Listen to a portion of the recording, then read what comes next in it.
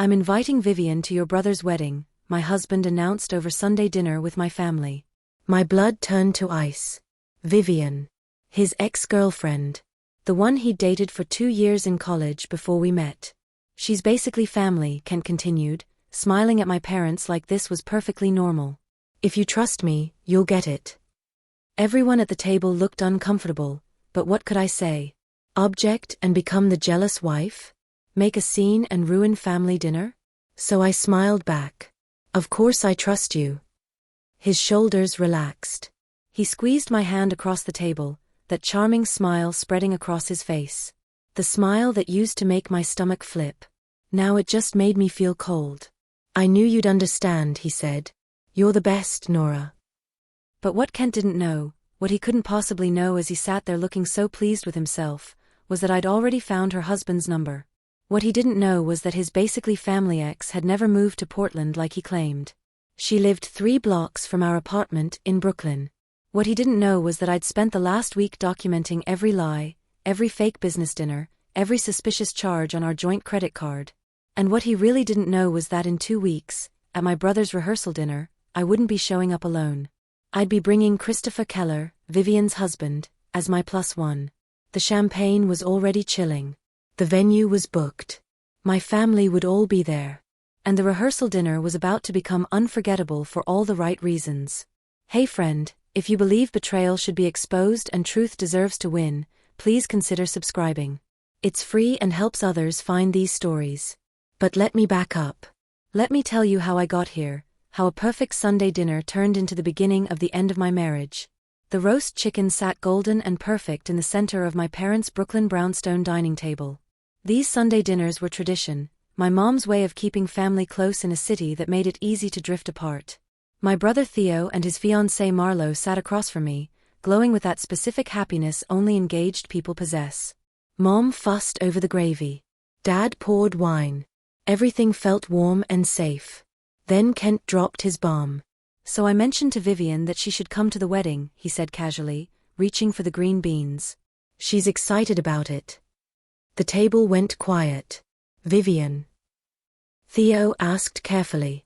Your ex-girlfriend Vivian? Yeah. I mean, she's basically family at this point. We all grew up together, right? No. We absolutely did not all grow up together. Kent met Vivian at Cornell, dated her for 2 years, and broke up with her before graduation. I met Kent 3 years later at a rooftop party in Manhattan. I'd seen Vivian exactly twice in 7 years, both awkward encounters at mutual friends' parties. I didn't realize you two were still close, Mom said carefully. Oh, absolutely. Kent was warming to his story. Remember that summer we all went to the Cape? Vivian was there. She taught Theo how to surf. Theo's face went blank. I don't remember that. Sure you do. You were probably 15? You kept falling off the board and she kept encouraging you. Classic Vivian.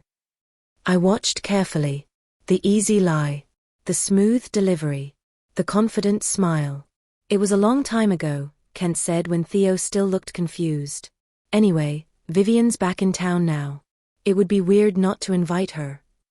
Back in town. Marlo's sharp lawyer eyes focused on Kent.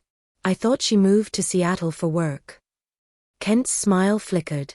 Portland. She was in Portland. Freelance design consulting. But now she's back. Very flexible schedule. The correction. The practiced explanation. Well, if you're comfortable with it, Mom said to Theo, it's fine with us. Theo looked at me. Here's what I knew, if I objected, I became the jealous wife. The insecure woman who couldn't handle her husband having female friends. So I smiled. Of course I trust you, Kent. If you think it's appropriate, I'm sure it's fine. The relief on his face was immediate. See? I knew you'd get it. You're the best, Nora. After dinner, Marlo cornered me in the hallway. That was weird, right? She said quietly. What was weird? The fake memory about the Cape. The way he corrected himself about Portland versus Seattle. She leaned against the wall. I spent 2 years in HR before law school. I know what a cover story sounds like. Maybe he just misremembered. Nora. Her voice was gentle but firm. Nobody invites their ex to their wife's brother's wedding unless they're completely clueless or actively trying to pull something. And Kent is not clueless. I'll keep an eye on it, I told her. You deserve better than having to keep an eye on your own husband. That night, lying in bed next to Kent in our Park Slope apartment, I stared at the ceiling. He fell asleep easily, the way people with clear consciences do. If you trust me, you'll get it, he'd said. I picked up my phone. The blue light illuminated our bedroom. Kent didn't stir. I opened Instagram and searched Vivian Keller. Finding Vivian took 4 seconds. Her profile picture showed her laughing on the Brooklyn Bridge, wearing sunglasses that probably cost more than my monthly Metro card. Her bio read, Design Consultant Brooklyn, living my best life sparkles. Brooklyn. Not Portland. Not Seattle. Brooklyn. My heart started hammering. Kent was asleep beside me. I turned slightly away, angling the phone so the light wouldn't wake him. Vivian's Instagram was public. I scrolled through with my forensic accountant brain fully engaged. 3 days ago, a latte from Oslo Coffee in Williamsburg. Caption, Monday motivation hot beverage. 1 week ago, sunset from Brooklyn Bridge Park. 2 weeks ago, brunch at Olmsted in Prospect Heights. The same neighborhood where Kent and I lived. 4 weeks ago, a gym selfie. Expensive Lululemon, background showing exercise equipment I couldn't quite place. 8 weeks ago, a photo of a ring. Not an engagement ring, a cocktail ring, emerald and diamond, expensive. Caption, sometimes you just have to treat yourself green heart. I zoomed in. The ring sat on a restaurant table. Dark wood paneling, white tablecloths. I knew that place, Celestine, an upscale restaurant in Brooklyn Heights. Kent and I had talked about going there for our anniversary but decided it was too expensive. Too expensive for us. Apparently not for Vivian. I kept scrolling, taking screenshots. 3 months ago, a wine bar Willow in Cobble Hill. Kent had worked late one night around that time. I'd made chicken piccata and eaten it alone. 4 months ago, another gym selfie. I looked at the mirror reflection. There was a logo on the wall, reversed, Winox. Equinox. Kent had joined Equinox 4 months ago. He went 3 times a week, Tuesday and Thursday evenings, sometimes Saturdays. 5 months ago, dessert at Grand Banks. Caption, perfect summer evening sunrise. Kent had a client dinner that night. Came home at 11:30, smelling like wine and the river. I was cross-referencing now, matching my memories to her posts. Every late night. Every client dinner. I opened our banking app and pulled up the credit card statement from 2 months ago. There. August 15th. Celestine. $347.18. Kent said it was a business dinner with a potential client. I'd believed him because why wouldn't I? We were married. We trusted each other. Vivian posted the ring photo August 16th. 1 day after the charge. I went back to her Instagram, looked at her tagged photos. 3 months ago, posted by @ChrisKeller_NYC. Vivian and a man at a wedding. His arm around her. Caption, beautiful day for a beautiful couple. Congratulations to the newlyweds. Clinking glasses. I clicked on his profile. Christopher Keller. Bio, architect, husband to @Vivian Keller, Brooklyn born and raised. Husband. Vivian was married. I sat up in bed. My mind raced. Vivian was married, and she was apparently having an affair with my husband. I needed proof. I needed documentation. I downloaded the last 6 months of credit card statements into a spreadsheet and started color coding. Red for charges on nights Kent said he was working late. Yellow for weekend charges when he said he was at the gym. Green for verifiable business expenses. By 3 in the morning, my spreadsheet looked like a crime scene. Red, May 3rd, Willow Wine Bar, $127.43 red. May 17th, Olmsted, $215.67 red. June 8th, Equinox membership, $250 plus $220 per month red. June 22nd, Grand Banks, $189.23 red. July 10th, Boutique in Williamsburg, $847.50 red. August 15th, Celestine, $347.18 red. September 19th, Lilia Restaurant, $298.44. The boutique charge stopped me. I went back to Vivian's Instagram. 2 weeks later, she'd posted a photo in a designer dress from that same boutique. $847.50 for a dress. We hadn't celebrated our anniversary that year because Kent said money was tight. I looked at Christopher Keller's Instagram. His feed showed buildings and blueprints, but scattered throughout were photos of him and Vivian. Anniversary dinners. Weekend trips. Their wedding 2 years ago. In one photo from a month ago, Christopher stood at a construction site in Queens, talking about working late nights. The date matched one of Kent's late work nights. Christopher had kind eyes. An open smile. He looked like someone who trusted his wife. He deserved to know. I clicked through to his website and found his phone number.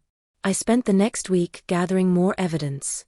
Every credit card charge cross-referenced with Kent's calendar and Vivian's Instagram. On Tuesday evening, I told Kent I needed to pick up a prescription near his Equinox. Could I meet him after his workout? The panic in his eyes lasted half a second. Oh, I'm actually skipping today. Feeling kind of off. Really? You seemed fine this morning. Yeah, it hit me this afternoon. I'll just work from home tonight. I made him tea. Then I quietly left and took an Uber to the Equinox on Court Street. I sat in a coffee shop across the street, laptop open. At 6:47 p.m., Vivian walked in wearing matching Lululemon. At 6:52 p.m., Kent walked in, gym bag over his shoulder, looking perfectly healthy. At 8:34 p.m., they came out together, laughing, walking close. They walked 3 blocks to a wine bar. I followed at a distance. I took photos, timestamps, documentation. The next day, while Kent was at his office, I called Christopher Keller. The phone rang 3 times. Christopher Keller. His voice was warm, professional. The voice of someone whose world was still intact. Hi, I said. You don't know me, but my name is Nora Brennan. I think we need to talk about our spouses. Silence. I'm sorry, what? Your wife is Vivian Keller, right? And I'm married to Kent Brennan. They dated in college. I took a breath. And I think they've been seeing each other again. More silence. Then, I need to call you back. He hung up. My phone rang 5 minutes later. Unknown number. It's Christopher Keller. I stepped out of my office. Tell me everything. I told him about the Sunday dinner. About Kent inviting Vivian to the wedding. About the fake memory, the lies about Portland.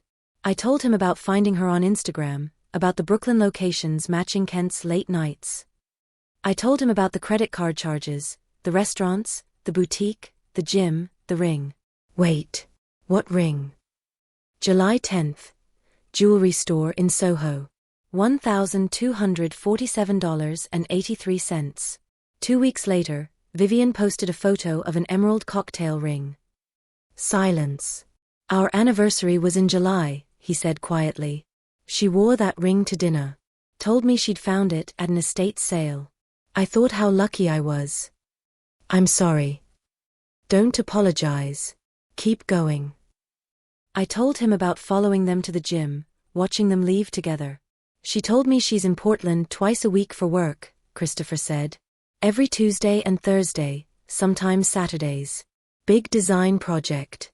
She stays overnight sometimes. I thought she was building her career. I have everything documented.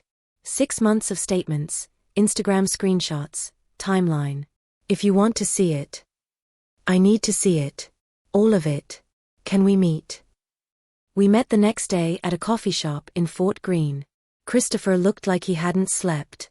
He was tall, dark-haired, mid-30s, professionally dressed. Show me, he said. I opened my laptop. 6 months of evidence. Hundreds of pages. We went through everything piece by piece. June 8th, he said, pointing at the Equinox charge.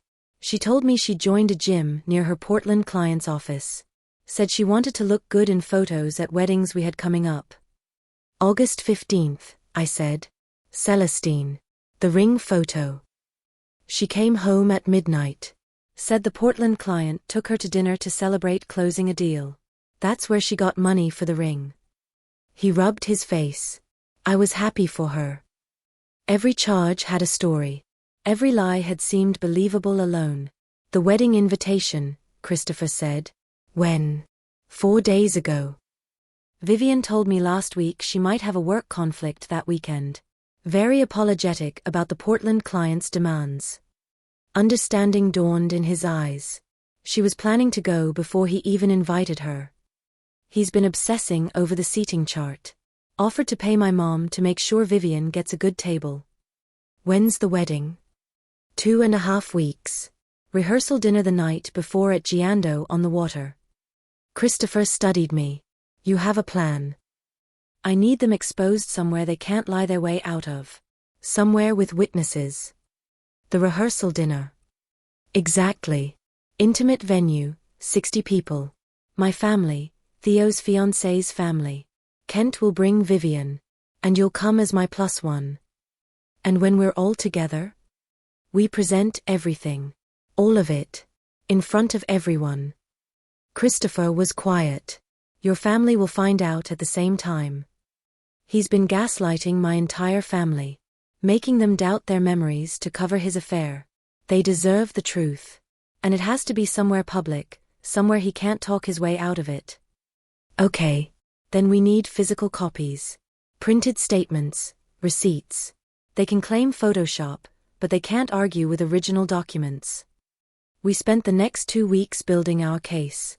I made copies, 6 months of statements with charges highlighted. Instagram printouts with timestamps. Restaurant receipts from Kent's pockets. Hotel confirmations from his email. Christopher brought his evidence. Vivian's credit card statements showing Brooklyn purchases on Portland nights. Text timestamps that didn't match her location claims. The gym membership was damning. Christopher found the enrollment paperwork.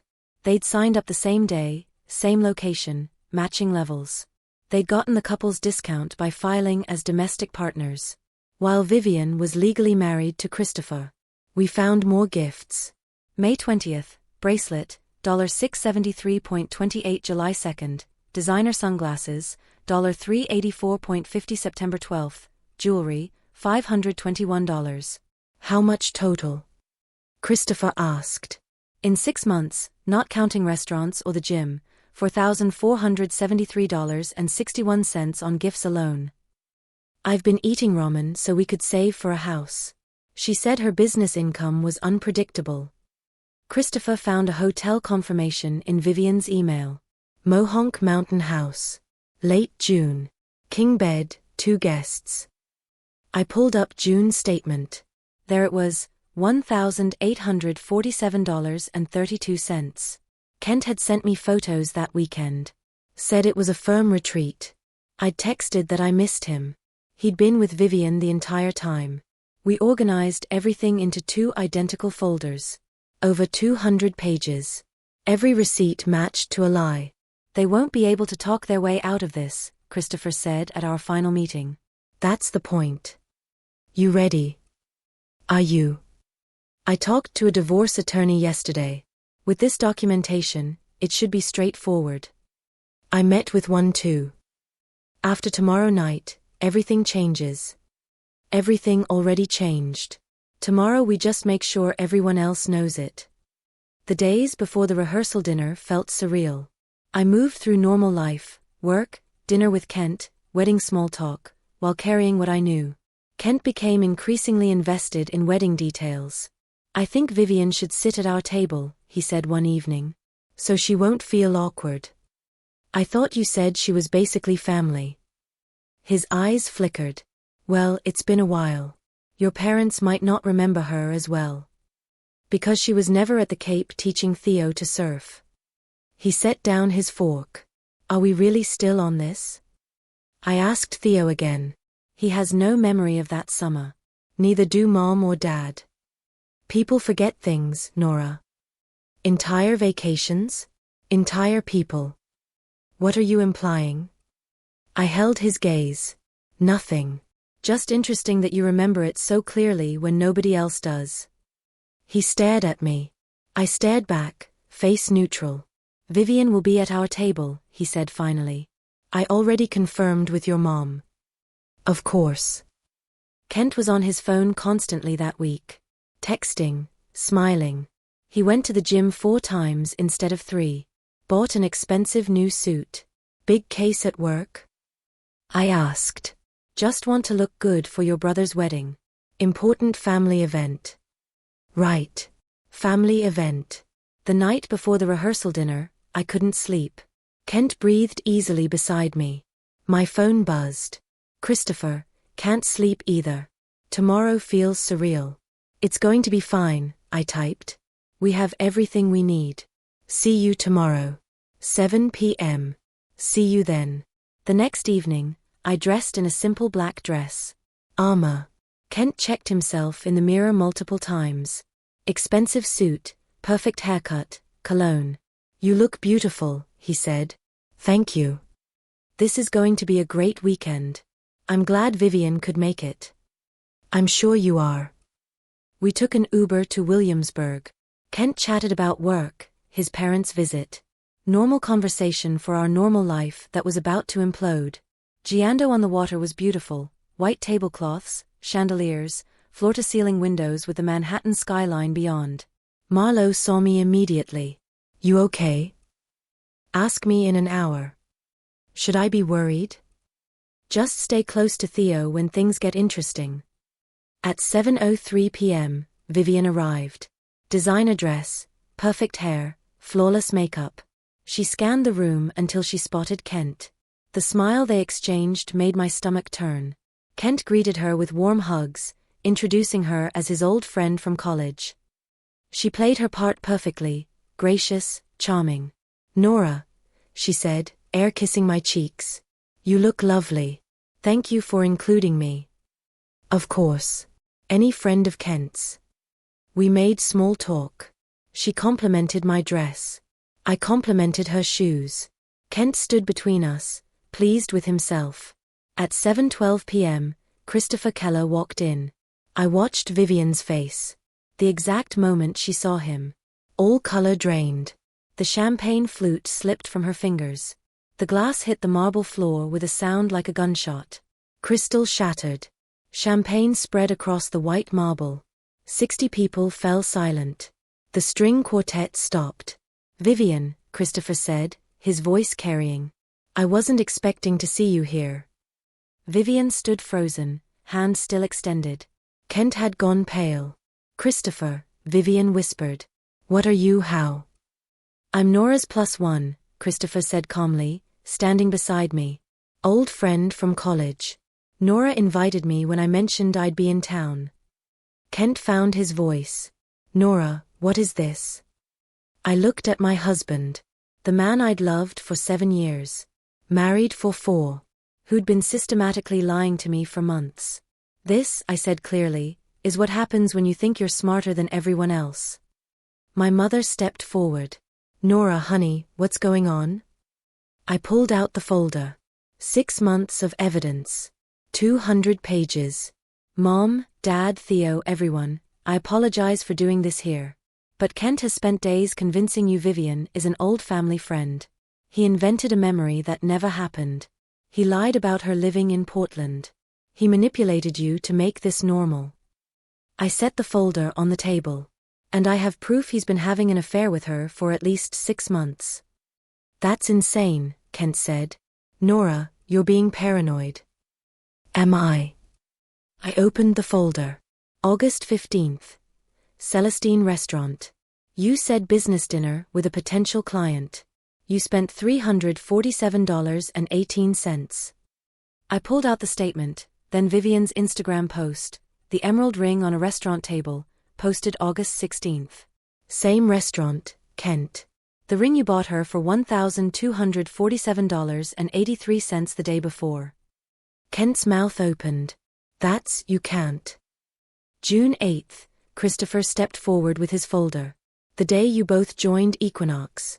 Same location, same membership. You filed as domestic partners to get the couple's discount. He pulled out the paperwork. While Vivian was legally married to me. Vivian made a small wounded sound. This is ridiculous, Kent said weakly. May 20th, I continued. Bracelet, $673.28. Posted on Vivian's Instagram June 3rd. July 2nd, designer sunglasses, $384.50. September 12th, another bracelet, $521. I laid out receipts one by one. June 23rd through 25th, Christopher said. Mohonk Mountain House. King bed. $1,847.32. He held up the confirmation. Kent told Nora it was a firm retreat. Vivian told me she was in Portland. I showed Kent's photos from that weekend. You sent me pictures. Texted that you missed me. You were with her the entire time. The room was silent. I felt my parents' shock, heard whispered conversations. Marlo had her phone out, recording. Every Tuesday and Thursday, I said. You told me you were at the gym. You were, just not working out alone. Vivian told me she was in Portland for work, Christopher added. Twice a week, sometimes overnight. Building her business. He pulled out more evidence. Credit card charges from her personal account. Blue Bottle Coffee in Brooklyn when she texted from Portland. Lilia Restaurant when she said she was ordering takeout. Stop it, Vivian said, shaking. Why? I asked. Because the truth is uncomfortable? We weren't, it's not. Then what is it? Christopher's voice was hard. Explain the hotel. Explain the gym membership. Explain why my wife has thousands in jewelry another man paid for. Kent rallied. This is all circumstantial. May 3rd, Willow Wine Bar, $127.43, I read. You said you were working late. Vivian posted from the same bar the next day. May 17th, Olmsted, $215.67. You said client breakfast. Vivian posted brunch photos. July 10th, Boutique, $847.50. You said money was tight, we couldn't afford a vacation. But you bought her a designer dress. My voice rose. September 2nd and 5th, Blue Bottle Coffee. You were supposedly at the gym. You hate Blue Bottle, you always said it was overpriced. But Vivian loves it, Christopher said quietly. It's her favorite. Kent and Vivian looked at each other. In that glance, I saw everything. The panic. The realization. The calculation. They couldn't talk their way out. And the wedding invitation, I said. 4 days ago at Sunday dinner. You told my family Vivian taught Theo to surf at the Cape. A memory that never happened. You invented it to justify bringing your mistress to my brother's wedding. I turned to my parents. Mom, Dad, do you remember Vivian at the Cape? Mom shook her head. Theo? I've never been surfing in my life, Theo said. Vivian was never there. You were manipulating us, I said to Kent. Making my family doubt their memories so you could parade your affair partner through this weekend. Kent's jaw clenched. You're making a scene. I'm presenting facts. Dad stepped forward, angrier than I'd ever seen. Kent, is this true? Sir, I can explain. Can you explain $4,473.61 in gifts to another woman? I pulled out the summary. That's 6 months. Not counting restaurants, hotels, or the gym. Can you explain lying about a weekend trip while you were at a resort with my wife? Christopher added. Can you explain filing as domestic partners while she was married to me? Vivian was crying, mascara running. Christopher, please, can we talk privately? No, he said flatly. You've had months of private conversations. All lies. This is public now. This is the consequence. Marlo was recording. Others had phones out too. I have 6 months here, I said, holding up the folder. Credit cards. Instagram posts with timestamps. Hotel confirmations. Receipts. Jewelry purchases. All cross-referenced and verified. I looked at Kent. You spent our money on another woman. You lied every day. You gaslight my family. And you thought you'd get away with it because I trusted you. "If you trust me, you'll get it," I quoted. So I verified that trust. Turns out, it was misplaced. Kent looked around, at my horrified family, at guests filming, at Vivian crying, at Christopher with his evidence. "This is insane," he said, hollow. "What's insane is spending nearly $2,000 on a hotel, while telling your wife you can't afford a vacation," I said. I handed the folder to my father. "It's all here. You can verify it." "Perhaps," Marlowe said, stepping forward, "Kent and Vivian should leave." "Agreed," Theo said, arm around Marlowe. He looked at Kent with disgust. "You need to go. Now." Kent looked at my father. Dad shook his head. "You lied to my daughter. You lied to all of us. Leave." "Mr. Sullivan, if you'll just explain to your lawyer," Dad said coldly. "I'm sure you'll hear from Nora's." Kent's face flushed red. He grabbed his coat and walked to the exit. Vivian followed, stumbling in her heels. At the door, Kent turned. "You're going to regret this, Nora. Humiliating me." "The only thing I regret," I said clearly, "is not trusting my instincts sooner. Every time something felt off, I ignored it because I wanted to believe you. That's on me. But the lying, cheating, gaslighting, that's all on you." He left. Vivian followed. The door closed. The room exhaled. Then my mother wrapped her arms around me. "Oh honey. I'm so sorry." I let myself be held. The betrayal, the relief, the triumph mixed with grief. "I'm okay," I said. "I'm going to be okay." Theo hugged me next, then Marlowe, then half the room. Christopher stood apart, holding his folder, looking shell-shocked. "You all right?" I asked. "I have no idea. But I'm glad the truth is out." "Me too." The restaurant manager approached. "Should we continue?" "Yes," I said firmly. "This is Theo and Marlowe's rehearsal dinner. We're not letting them ruin it." So we stayed. We had dinner. Surreal and awkward and cathartic. Christopher sat beside me. We made dark jokes about our terrible spouses, compared notes on ignored red flags. Speeches happened. Theo joked about unexpected drama. Marlowe toasted honesty in relationships. Dad talked about choosing partners wisely. I didn't give a speech. I'd said everything I needed.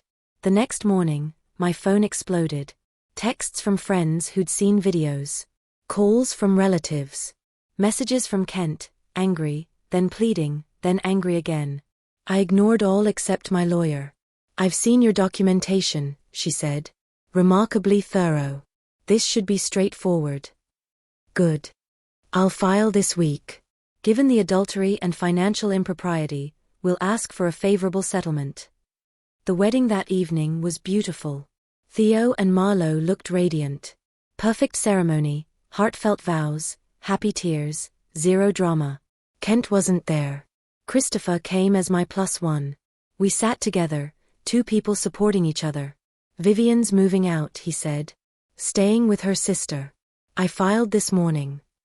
"Same." "Well, I'm moving out. The apartment's in Kent's name." "Where will you go?" "My parents for now. Maybe get my own studio. Start over." He nodded. Fresh start. We danced once, platonically, two friends bonded by betrayal. "Thank you," I said. "For believing me. For helping. For showing up. Thank you for calling me." The next week was legal paperwork, apartment hunting, avoiding social media where the rehearsal dinner videos had gone viral. Vivian tried controlling the narrative on Instagram, posting about misunderstandings.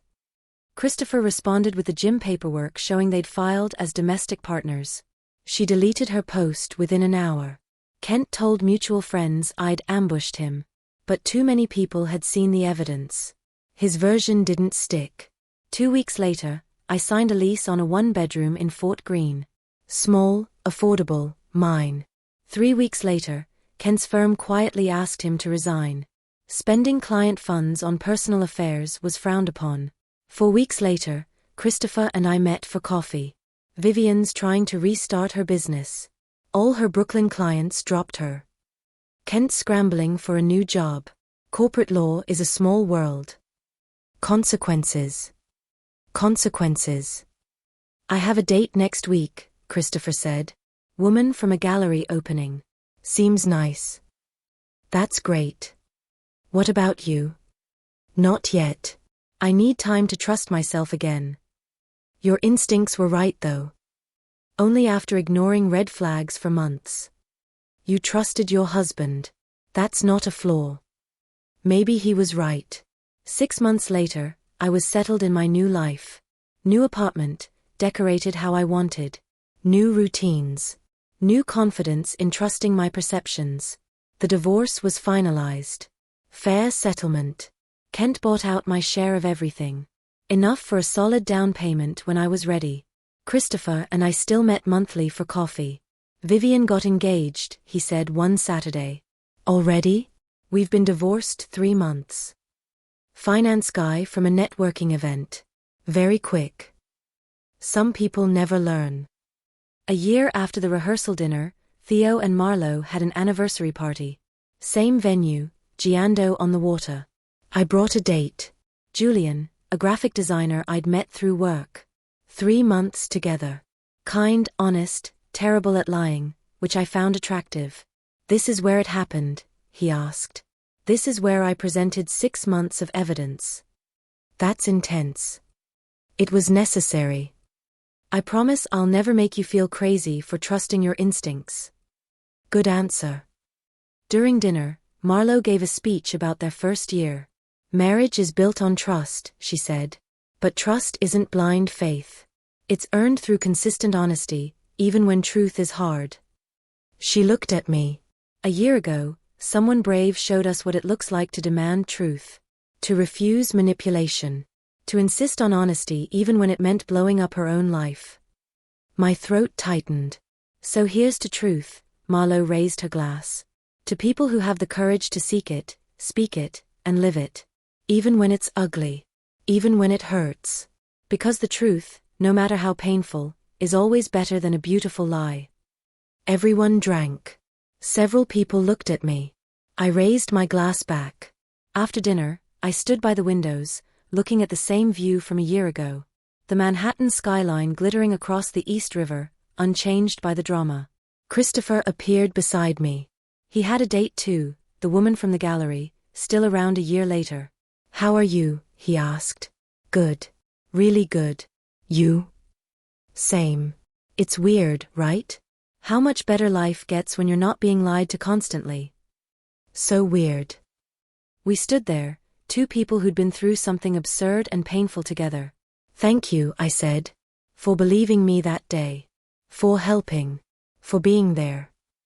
Thank you for calling. For having the courage to blow everything up rather than live with lies. No regrets. None. You? I thought about it.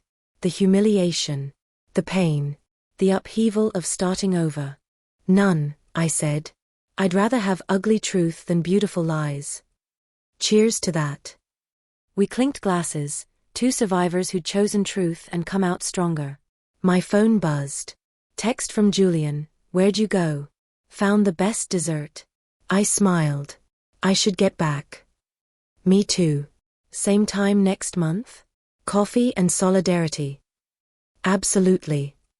I walked back to my table, where Julian was saving me a seat and cake. Where my family was laughing and celebrating. Where everything was honest and real. Kent texted sometimes. Usually late at night, after drinking. Apologies mixed with accusations. Regret mixed with resentment. I never responded. There was nothing left to say.